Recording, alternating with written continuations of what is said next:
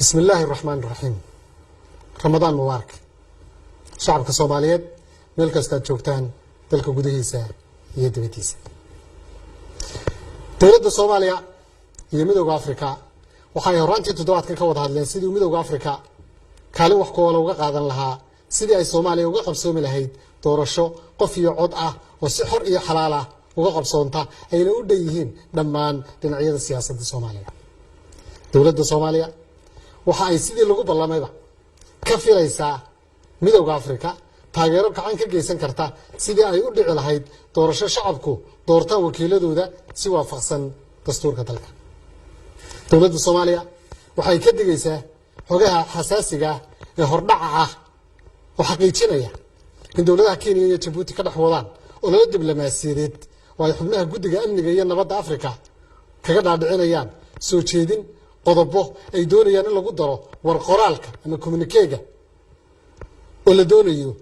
inuu soo saaro guddiga amniga iyo nabadda ee midowga Afrika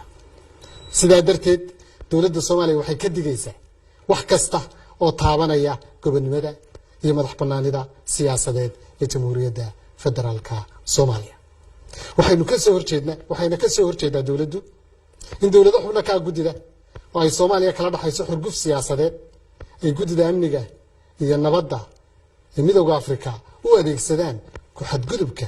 gobonimada iyo madax bannaanida Jamhuuriyadda Federaalka Soomaaliya ururada aan xubnaha ka nahay diblomaasiyiinta shisheeye iyo dalalka aanu leenahay cilaaqaadka diblomaasiyadeed waxaanu si cad ugu sheegaynaa in baarlamaanka federaalka Soomaaliya uu yahay hay'adda ugu sarreysa ee sharci dejinta dalka xeerarka ka soo baxana ay yihiin go'aanka ugu dambeeya ee qaynuuniga ah ee Jamhuuriyadda Federaalka Soomaaliya xukuumadduna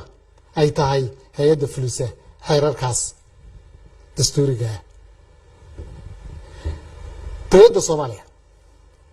waxay si cad u sheegaysaa inaysan cidna ka aqbalayn ku xadgudubka arrimaha gudaha Soomaaliya taasoo ka soo horjeeda